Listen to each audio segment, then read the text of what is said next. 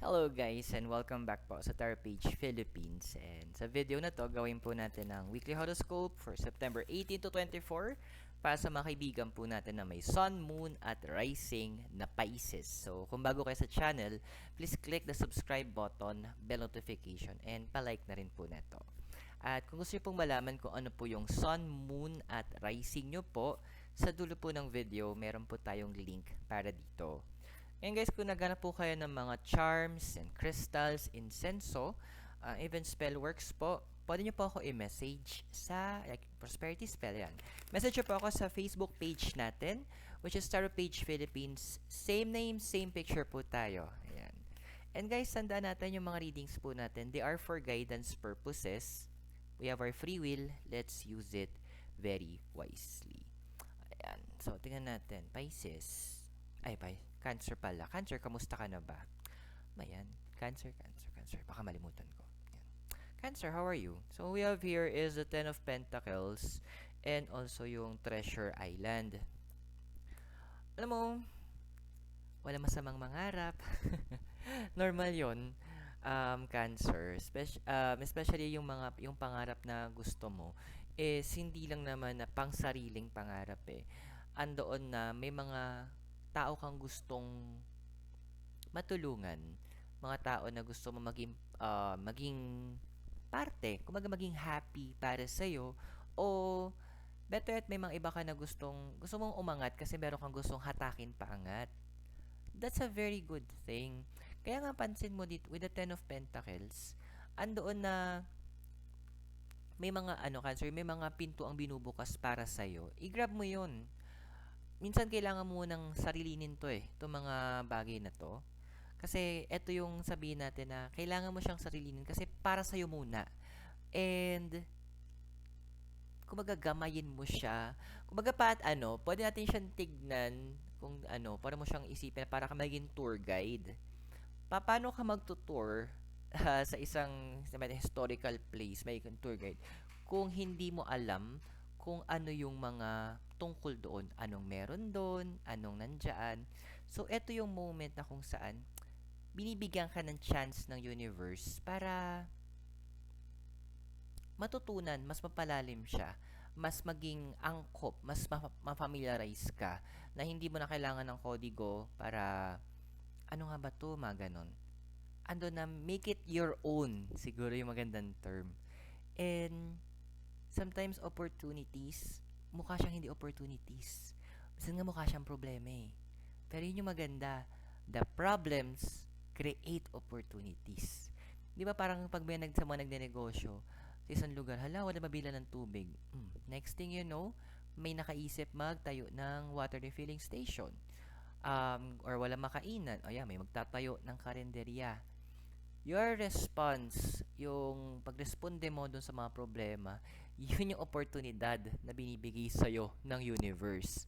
I-grab mo siya, Cancer. Kasi yun yung way to make things better. Kaya medyo magiging, focus ka din sa sarili mo kasi kailangan mong, siguraduhin na yung opportunity is yung problem is ma-resolve mo and ma-maintain mo yung resolution, yung maayos mo siya para dire-diretso yung flow nung blessings para sa iyo. And next thing you know, financially, it's giving nagsusupport siya sa'yo in a very strong way na finances mo.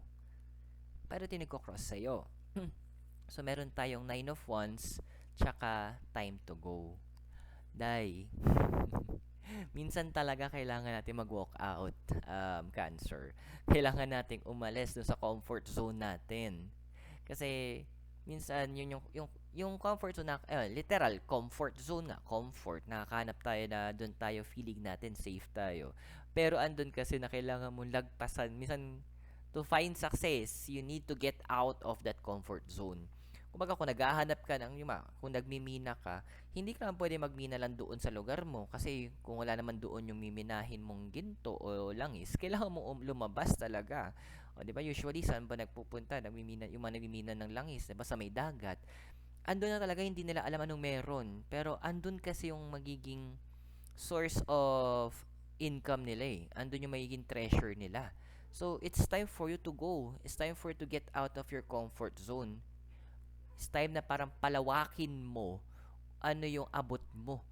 Yung mga tao makikilala. Actually, there are people you need to meet eh. Eh, paano mo makikilala kung hindi ka lalabas?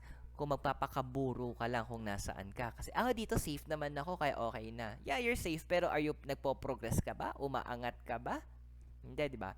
So, andoon na, and the same time, yung Nine of Wands, nagpapaalala din sa'yo na yes, it's crossing you.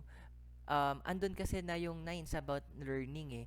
Maraming learning outside. Kaya nga 'di ba, people have kumbaga kung yung kwento sa akin ng mom ko parang hindi ako nagdi-discriminate ha.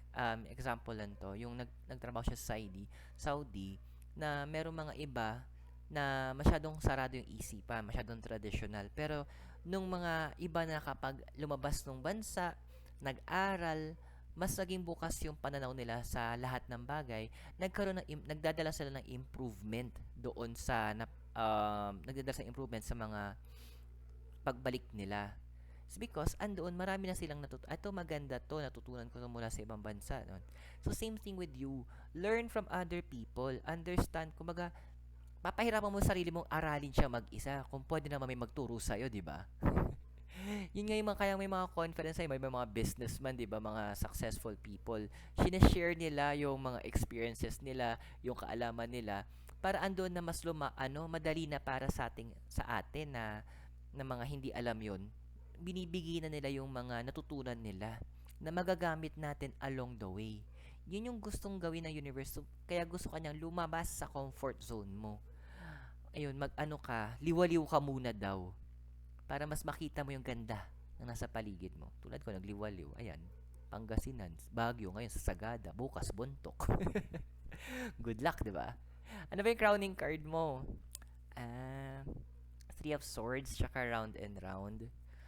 Alam mo, nakakapagod talaga magpaalala sa mga tao sa paligid natin. Mas nakakapikon, nakakapuno.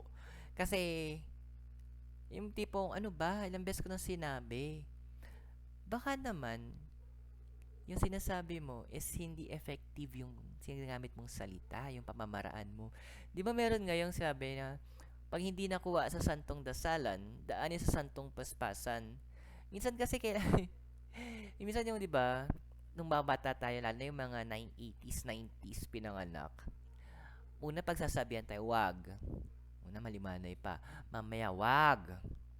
Ay, mamaya talaga, may tsinelas sa akin, may tsinelas. Mamili ka, tsinelas, hanger, walis. Kung medyo malas-malas ang naabot, yan tok. So, andoon, sometimes you need to level up din. You want them to hear you. Gusto mo marinig kanila. Gusto mo maintindihan nila sinasabi mo. Gusto mo na magbago sila. Lumabas sila doon sa pattern. Ikaw din, makalabas ka. Sometimes, kailangan mo i-approach ng medyo different eh.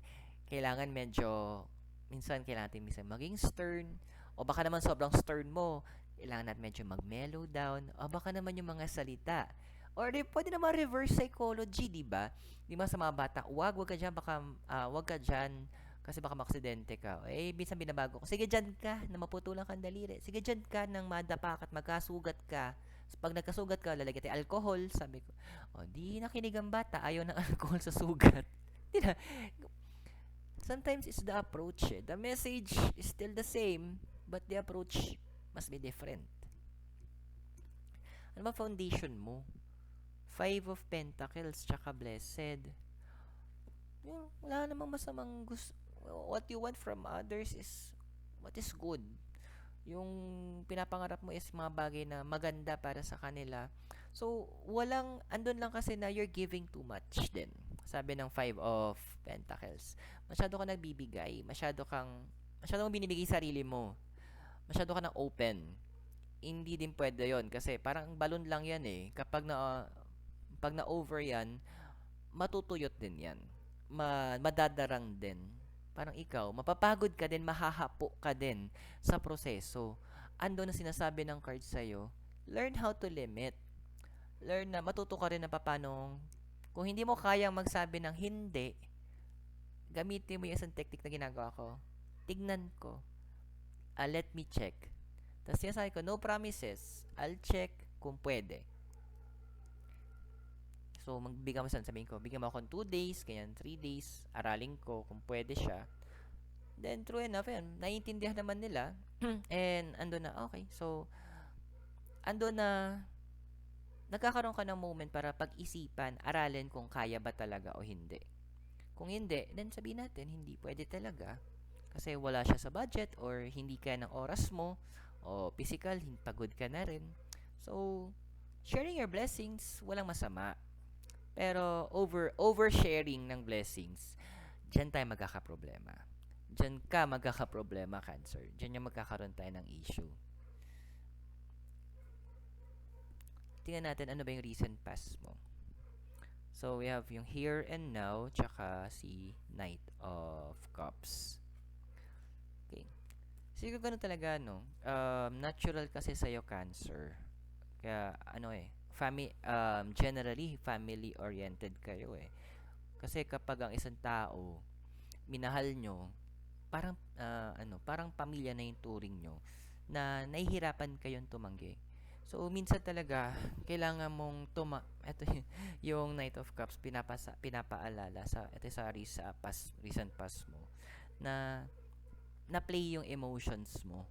Parang andun yung part na feeling mo, na betray ka, feeling mo mali yung hiniwatig sa'yo, sinabi sa'yo, pinaramdam sa'yo. Masakit talaga na maloko sa ganung pamamaraan. Kasi ang nagpapasakit dun, hindi yung sa mismong panloloko, pero kung sino yung gumawa. Na yung taong pinagkatiwalaan mo, nirespeto, minahal mo. Sorry kung ganun yung nangyari sa'yo. Pero, ano ba yung, it's actually with the here and now, yung design niya ng egg. Egg is about, kumbaga, alala natin yung, di ba, pag Holy Week, Easter Sunday, ano bang symbol nun? Itlog. It means new life. This will actually bring new life. New life, new understanding. Kumbaga, binibigyan ka ng pagkakataon mag-reset. Nagkamali ka noon, hindi ka tapusan ng mundo. Nagkamali ka man noon, pwede mo pang i-correct ngayon. Pwede mong ayusin ngayon ulit. So, it's up to you. Itong mga bagay na to. Kasi tingnan natin yung future mo bilang ikaw. 3 of Cups and Between Worlds. Well, hindi lang sa marunong ka, matututo ka talagang tumanggi. Ang gusto ko isa sa mga magiging dagdag na ugali mo dito, questionin mo. Para sa may hingin tulong. Para saan? Bakit? Anong meron? Kumbaga, hindi karapatan mo yun eh. Di ba? Nainis din ako sa mga tao yung parang, ano ba, ang dami mo ng tanong, tutulong ka ba o hindi? Ay, wow. Yung totoo. Kasama ka sa budget, di ba? Kasama ba sila sa budget? Part ba sila ng, responsibilidad mo ba sila talaga? Medyo para makapal yung face nila sa part na yon, di ba? So, you will learn how to say, you will be actually learning how to navigate doon sa mga ganong klaseng emotions. Matututo ka na maglagay ng boundaries. And ang maganda nito, makikita mo kung sino yung mga ingrata na tinutulungan mo, mga maghingi ng tulong, na yung pala, kumbaga hindi naman talaga kailangan ng tulong, parang gusto lang makahanap ng mabilisang pamamaraan. Tapos yung problemang dinadanas nila, sila din may problema, sila din may kasalanan. Example, sabihin natin, ang hihiram ng pera, paano nag-add to cart, ngayon, tapos nag-check out, so wala naman palang budget.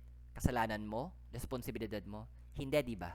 Tapos ikaw ngayon ang problema? Ay, hindi pwede yon. Ang lakas ng pinto, air pressure. Hindi pwede yon. They need to learn to fix their own mistakes. Hindi ka pinanganak para yung problema nila, ikaw lang mag-aayos. No. Yes, we will be helping. Yes, andun tayo na bukas ang palad natin. Pero kung ganun naman ang dahilan, tapos ang attitude nila ganun-ganun na sa'yo, nako, Cancer. Kailangan maglagay talaga ng wall between them. Kailangan may boundaries ka sa kanila. Kasi, madaming user sa mundong ibabaw. At ayaw naman ng universe na maging biktima ka sa ganito pamamaraan. Ano bang physical environment mo? So, meron tayong temperance, tsaka chopwood. Ayan. So, sa chopwood kasi, ito yung kontaminala ko na galing siya sa isang Chinese na proverbs na chop wood, get water. Parang ituloy mo yung ginagawa mo. But we have here, kasama niya kasi si Temperance eh. Si Temperance kasi nagpapaalala na minsan kailangan mo tumigil. Ang dami mo, masyado ka nagiging busy sa paligid mo. Masyado kang hyper-focus sa mga nagaganap. Friend, okay lang pong magpahinga. Okay lang din po isipin ang sarili. Okay lang naman din na i-enjoy mo yung sarili mo. Yung mga iba sa inyo nakikita ko may mga nagpa-plan parang gusto kong pumunta muna dito or bumili neto or mag-eats neto or mag-ganyan-ganyan. Wala namang masama doon, friend. Wala namang masama na gawin siya kasi para sa'yo din naman yun. It's for you to enjoy yourself. Walang masama na i-reward mo yung sarili mo. Hindi naman kailangan maging extravagant yung reward mo. Ako nga minsan ang reward ko lang sa sarili ko, bibili lang akong chocolate eh, okay na ako dun. Parang ganun. Pinaghirapan mo eh. Nagpawis ka, nagpagod ka, nagamit ang utak mo, yung lakas mo, then go ahead and reward yourself naman. Go ahead and bless yourself. Go ahead and give something back to yourself. Hindi masama yon. Giving to yourself is one of the best things na pwede mong gawin. Gusto mo ng t-shirt, di ba? O gusto mo ng bag? Kung hindi naman ganun kamahal, why not, di ba? It's time for you to set a balance na yung responsibility sa paligid mo, kailangan andoon, meron ka din responsibility na para na tinutupad pa sa sarili mo. With your emotional environment kasi, we have here is yung Queen of Swords tsaka Fates. Alam mo, medyo nagigets ko na kung saan ka nagsisimula ba. Bakit parang nahihirapan kang magliwaliw? Kasi andoon na yung iba sa inyo, toxic Filipino culture kasi siguro din yun, na, ay hindi kasi panganay ka, ay hindi ko kasi yung mas may alam, ay ikaw yung mas may narating sa buhay, responsibilidad mo kami. Sorry ay hindi ako agree doon. Oo, tutulong tayo sa pamilya natin. Tutulong tayo sa mga kaibigan natin. Pero, hindi ibig sabihin na lahat ng tulong ibibigay na natin. Sa lahat ng oras sa kailangan nila ng pag-agapay natin, pagsalo natin, gagawin natin. No, it's not how it works. Kailangan nila matuto. Hindi ka scapegoat. Hindi ikaw lagi. Andun yung pinapakita ng cards na, pinapalan ng cards na, uy, Cancer, boundaries tayo ha. Kaya ka nga magliliwaliw eh, kasi i-build mo yung sarili, hahanapin mo yung better opportunity. Tapos ipapako ka nila kung mapapako ka doon sa sitwasyon dahil sa kanila, dahil sa mga, bawal nga pala magmura, dahil sa mga na desisyon nila. No. This time, Cancer, kailangan mo maging selfish, maging self-centered. This is in a positive way kasi yung sarili mo ang inuuna mo this time. Building yourself is one of the theme ng universe tong linggong to. This is your hopes and your fears. Ace of Pentacles and higher power. Oo, totoo, may karma. Kasi di ba yun yung mga binabato sa atin minsan eh. Nako, ayaw mo silang tulungan, kakarmahin ka. Kasalanan mo. Medyo parang, saglit lang. Parang mali naman na yata yun. Unang-una, siguro ako personal kung siguro nagkasakit yung tao, ganyan, nagka-problema sa medical, o sabihin natin, nag-gap siya ng trabaho at kailangan niya ng panglakad na mga kailangan niyang documents, yan, sige, di tayo magdadalawang isip na tumulong ang pagkaya natin. Pero yun nga, tulad nga nun na, sabihin natin, meron kasi na experience ko, nanghihingi pa nga ang term nanghihingi ng panggatas ng anak. Sabi ko, may iba yung pakiramdam ko. Kasi ko saglit lang tingnan ko yung budget. Tapos, hindi kami friends sa Facebook. Parang messenger lang. Minessage ako. Tapos then ako may dummy account kasi ako. So, inad ko siya gamit yung dummy account ko. Ay, kaya naman pala walang pera. Puro sugal. For the tong it's an ate mo. Hmm. Kasalanan ko na wala siyang panggatas. Of course not. Siya yung gumawa ng problema. Then I answered. Sabi ko, wala talaga. Sabi niya, hindi kasi walang-wala ako eh. Alam mo ginawa ko? Ni-screenshot ko gamit yung dummy account. Pero hindi niya alam na may yung dummy account. Ini-screenshot ko. Tapos pinadala ko sa kanya. Paano ka hindi mawawala ng pera na panggatas ng anak mo? Mas inuna mo yung pagtotong eats. Tapos ang lakas ng loob ako pa yung binlock. Hindi ka, yung mga ganong bagay, sometimes you need to investigate. Kasi may mga ganong tao. Cancer. May mga parating na ganon sa life mo. Not all of them kailangan mo entertain. Minsan kailangan mo nga silang, yung ginawa ko, kailangan ko siya ipahiya. Hindi ko naman pinablik. Hindi niya alam kung sino yun eh. Pinahiya ko siya na hindi mo ako maluloko. Parang warning ko na sa kanya na may mga tao na marunong mag-isip. This is a possible future. Immediate future mo. Six of Swords tsaka Orphaned. Alam mo, natutuwa ako sa card mo, yung last two cards. Kasi, andoon na, pag nagliwaliw ka ha, pag nagliwaliw ka na, andoon na, may mga mamimit kang tao na may same mindset din katulad mo. Andoon na, gusto ko yung verse na yun eh. Kung tama ako, Proverbs 27:17. Sabi niya, as iron sharpens iron, so a man sharpens another. Di ba, paano ba hinahasa yung kutsilyo? Kapwa niya, bakal din yung naghahasa. So, andoon na yun yung blessing na ibibigay ng universe, yun yung opening na ibibigay niya. May mga tao ka makakasalamuha, makikilala, na pareho kayo ng mindset, pareho kayo ng target in life, pareho kayo ng adhikain. So, andoon na magpapalakasan kayo sa isa. Na akala mo na mag-isa ka, sabi ng card of the orphan, hindi na. Kasi meron na nakakaintindi, meron ka hindi man maging partner mo in life, pero andoon na para makikita mo, parang your soulmates. Kasi, naiintindihan ka nila, sila din naiintindihan ka. But for you na mahanap tong mga taong to, kailangan lumabas ng comfort zone. Usong-uso magliwaliw, usong-uso magpakadora, usong-uso mag-explore. So, yun yung hinihintay ng universe for you to receive this. So, I hope nakatulong po yung reading sa'yo. At tandaan yung mga readings natin, they are for guidance purposes. Use your free will wisely. At kung bago kayo sa channel, huwag niyo pong kalimutan mag-click ng subscribe button, bell notification, and palike na rin po ng ating video.